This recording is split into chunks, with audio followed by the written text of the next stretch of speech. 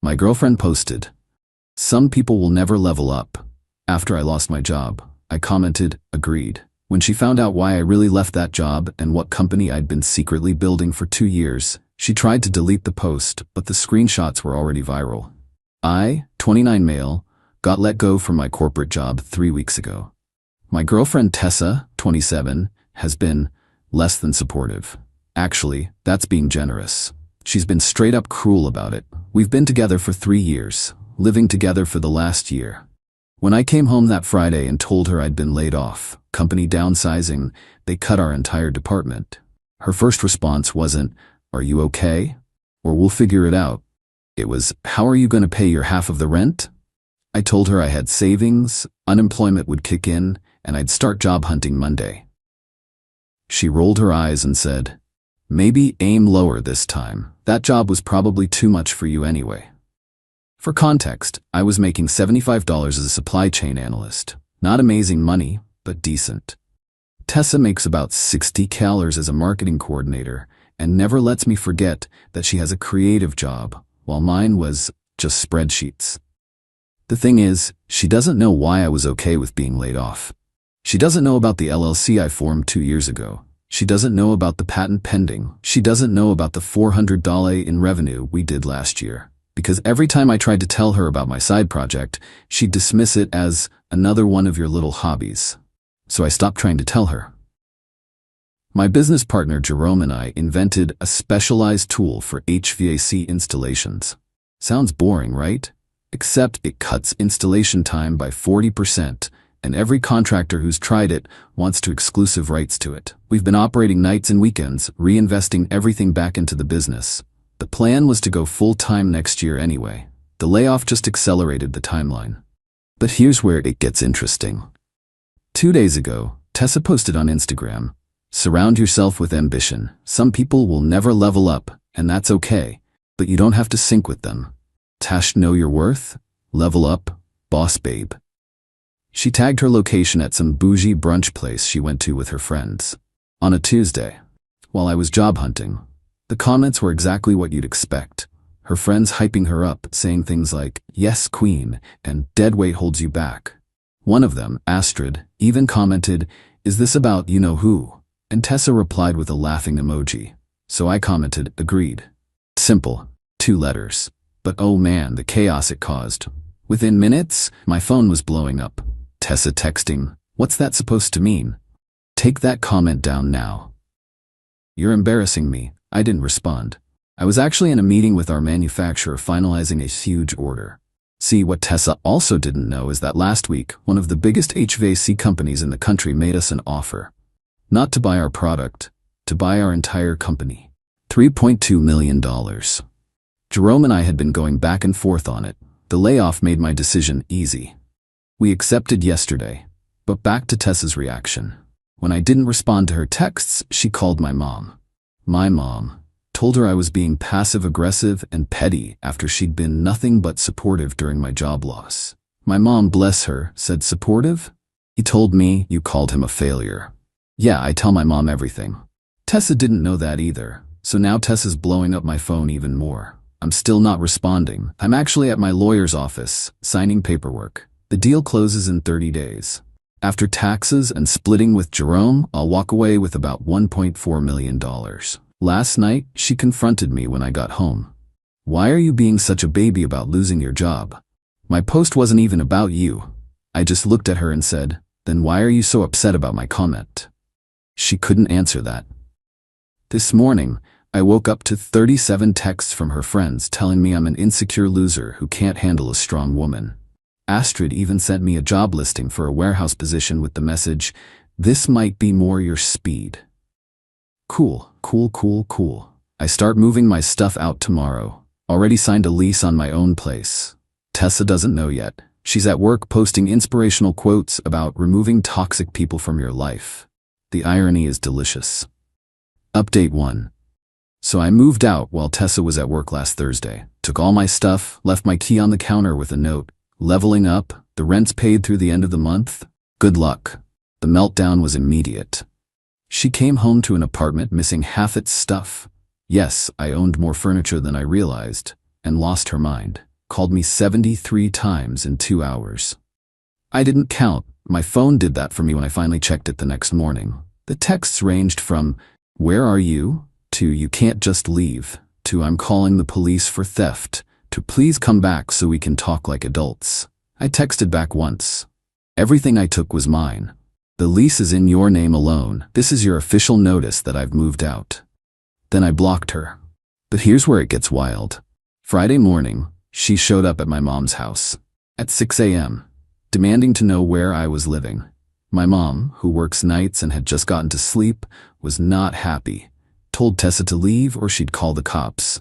Tessa started crying about how she just wanted to talk and didn't understand what went wrong. My mom said, "You called my son a failure for losing his job. What's to understand?" Tessa tried to explain that she was just being honest and pushing him to be better. My mom literally laughed in her face and closed the door. So Tessa did what any rational person would do. She went to my old workplace. Yeah, she showed up at the company that had just laid me off, asking security to let her in because she needed to check on her boyfriend who might be having a mental breakdown. Security called my old boss, who called me, confused as hell. "Hey man, your girlfriend is here? She says you're missing?" I explained we broke up and apologized for the drama. He was cool about it, even laughed and said, "Dodged a bullet there, huh?" But Tessa wasn't done. Oh no. She started posting on social media about how worried she was about me, how I disappeared after a mental health crisis, and asking people to check in if they'd seen me. Made it sound like I was danger to myself or something. My phone started blowing up with concerned texts from mutual friends. I had to do damage control, letting everyone know I was fine, just ended a relationship, and moved out like a normal person. That's when Jerome texted me, "Bro, your ex is messaging me on LinkedIn asking if I know where you are. How does she even know who I am?" Good question. I'd been so careful to keep my business separate. Turns out, she went through my old laptop, which I'd wiped, but apparently not well enough, and found some emails. She knew about the business. She knew about Jerome. She knew about the pending sale. And that's when her tone changed completely. Saturday afternoon, I get a text from an unknown number, her friend Astrid's phone. "Baby, I'm so sorry. I was just stressed about money. Can we please talk? I love you and I support your dreams." Your dreams. The same little hobbies she mocked for 2 years. I didn't respond. Sunday, she showed up at my new apartment. How did she find it? She followed Jerome from his house. Followed him. He noticed her car and called me before leading her on a wild goose chase around town for an hour before losing her at a traffic light. But she figured it out eventually. Showed up at my door Sunday night with takeout from my favorite restaurant and wearing the dress I bought her for her birthday. "Please, just hear me out," she said when I opened the door. "I know I haven't been the best girlfriend lately, but I've been thinking. Tessa, you need to leave. I know about your company. I know about the sale. We can work through this. We're a team." A team. After 3 years of dismissing everything I did as a waste of time. After calling me a failure. After publicly mocking me on social media.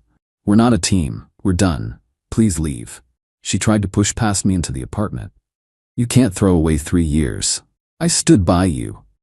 Stood by me? You posted that I'd never level up 2 days after I lost my job. I wasn't talking about you. Your friend literally commented asking if it was about me and you laughed. She had nothing to say to that, just started crying. Not sad tears, angry tears. "You tricked me. You hid assets. I'll sue you for half of everything." I actually laughed. "We're not married. We never even had a joint account. You have no claim to anything. I supported you emotionally for 3 years. You called my business a hobby. I was protecting you from disappointment." The mental gymnastics were Olympic level. I told her to leave or I'd call the police. She left, but not before saying, "You'll regret this when you realize no one will love you like I do." I closed the door thinking, God, I hope so. The sale closes in 3 weeks. Jerome and I are already working on our next project. And Tessa? She's about to find out what leveling up actually looks like. Update 2. The last 2 weeks have been absolutely insane. Remember how Tessa said she'd sue me? Yeah, she actually tried. She hired a lawyer, an actual lawyer. This dude called me last Monday talking about equitable distribution of assets accumulated during the relationship.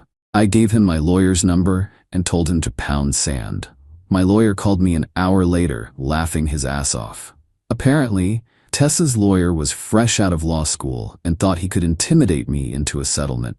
When my lawyer explained that unmarried couples with no joint assets have no claim on each other's property in our state, the kid actually said, "But she did his laundry." Shun did my laundry. Once. And she shrunk my favorite hoodie. But here's where Tessa really screwed herself.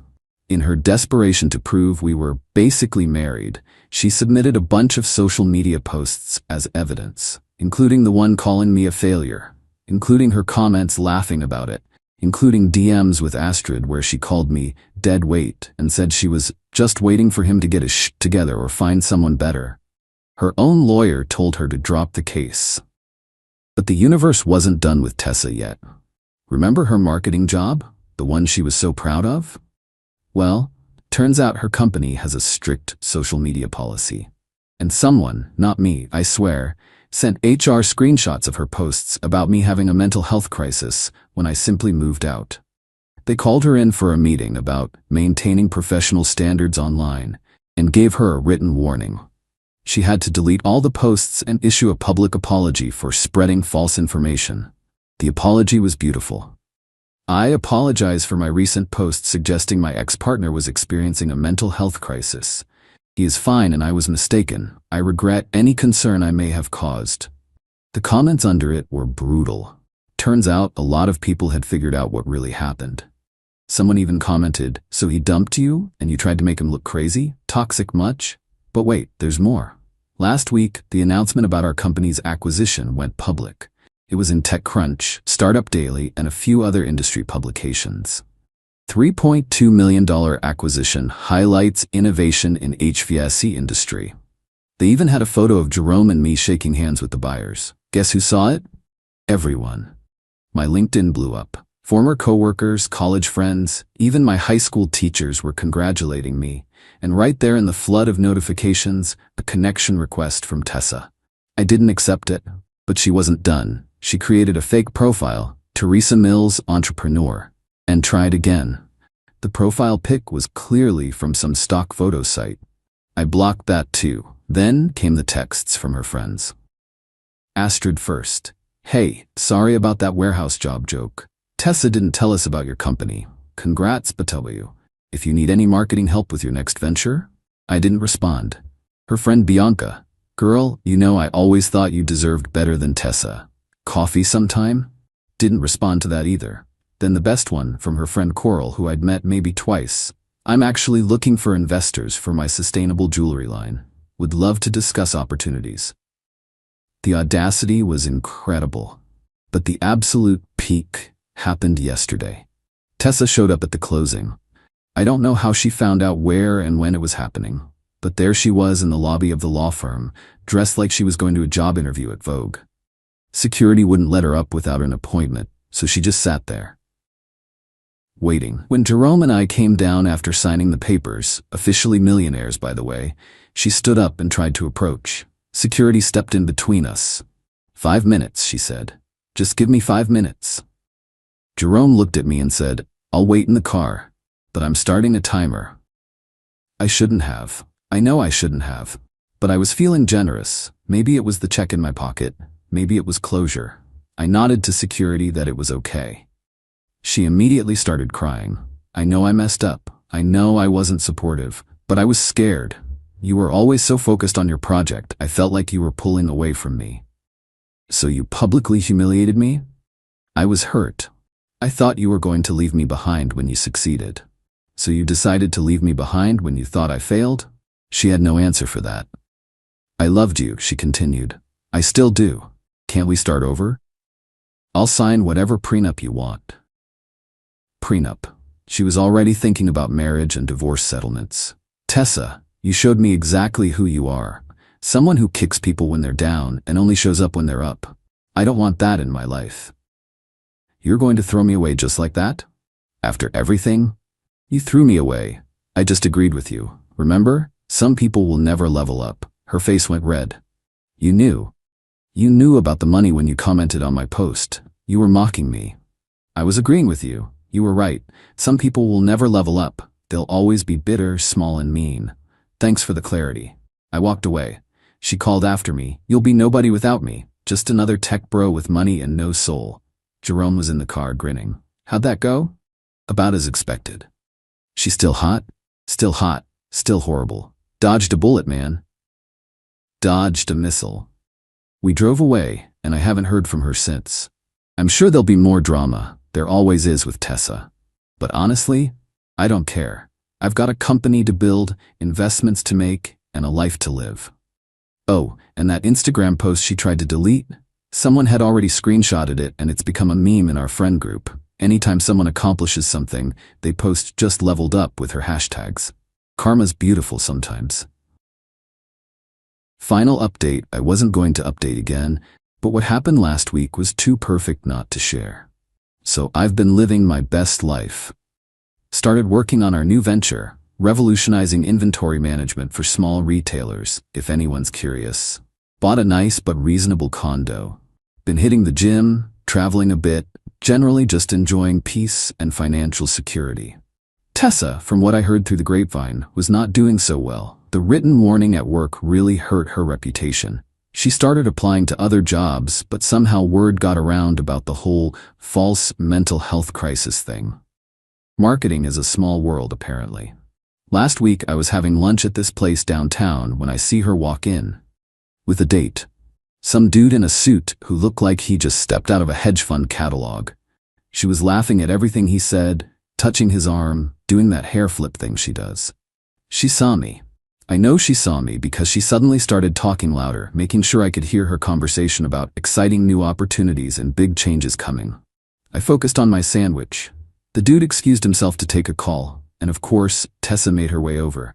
Theo, how are you? She used my full name. She only did that when she was trying to be formal or superior. Good, Tessa. You? Amazing. That's Bradley. He's a venture capitalist. We've been seeing each other for a few weeks now. A few weeks. We've been broken up for 6 weeks. Good for you. He's actually very interested in tech startups. Maybe you two should connect. I almost choked on my drink. I'm good, thanks. She leaned in closer. You know, I'm glad we ended things. You were holding me back too. Bradley actually appreciates ambition. That's great, Tessa. Really. Bradley came back, all smiles until he saw me. Tessa introduced us, making sure to mention my little exit. Her words, not mine. Bradley's eyes lit up. Wait, you're the HVAC tools guy? Dude, that was brilliant. I was actually looking at that deal for our firm, but you guys moved too fast. What are you working on now? I gave him the elevator pitch for our new company. He was genuinely interested, pulled out his card. Tessa's smile was getting tighter by the second. We should definitely talk, Bradley said. I've got about $50 million to deploy this quarter, and this sounds right up our alley. Tessa interrupted. Babe, didn't you say you don't usually invest in such niche markets? Bradley looked confused. No, I specifically look for niche innovations. That's where the real money is. I took his card, said nice to meet you, and went back to my table. But I could hear their conversation getting tense. Bradley was asking about her past with that guy, and why she described me as some loser ex who couldn't keep a job. The date went downhill from there. Bradley kept trying to talk about business. Tessa kept trying to change the subject. When the check came, she did that thing where she doesn't even pretend to reach for her wallet. Bradley paid, but I caught him rolling his eyes. They left separately. He stopped by my table on his way out. Hey man, sorry about that. I had no idea you two had history. She told me she'd been single for months. No worries, not your fault. She also said you were unemployed and living with your mom? Interesting interpretation of events. He shook his head. You know what? I'm good. But seriously, call me about your startup. And thanks for the inadvertent heads up. He left. Tessa was still outside, pretending to be on her phone. She saw him walk past her without stopping and her face fell. Later that day, she unblocked me just to send one text. You couldn't just let me be happy, could you? I didn't respond. I didn't need to. She'd torpedoed her own relationship by lying about me. All I did was exist and be successful. But the real kicker came yesterday. Remember her job troubles? Well, she finally found a new position. Great, right? Except, it's at a company that just became one of our clients. She doesn't know yet. She starts next week. The CEO called me personally to let me know, saying he wanted to make sure there wouldn't be any issues. I told him Tessa and I had dated, but it ended amicably, stretching the truth. But I'm not petty enough to sabotage her job. And I wished her the best. But here's the thing, as part of our contract, I'll be doing quarterly presentations to their marketing team. Her team. The universe has a sense of humor. I'm not going to be unprofessional. I'm not going to bring up our past. I'm going to walk in there, do my presentation on how our inventory system will revolutionize their operations, and leave. But she's going to have to sit there, in a room full of her new coworkers, while her ex explains how his second successful company is going to make their jobs easier. She's going to have to smile and nod and take notes. And you know what? I'm okay with that. Not because I want revenge or to rub her face in it, but because it's proof that sometimes the best response to someone telling you that you'll never level up is to just level up. Without them. Jerome thinks I should warn her, give her a heads up, but honestly, she'll find out when she finds out. Just like she found out about the first company. Just like she found out that some people will never level up applies to those who tear others down, not those who build themselves up. My mom called yesterday, said she ran into Tessa at the grocery store. Tessa tried to make small talk, mentioned her new job, asked how I was doing. My mom, savage as always, said he's doing exactly what you said he'd never do, leveling up. Tessa apparently just said, "Oh," and walked away. And that's it. That's the end of the Tessa saga. I'm sure I'll see her at that presentation. But after that, she's just someone I used to know who taught me a valuable lesson. When someone shows you who they are, believe them.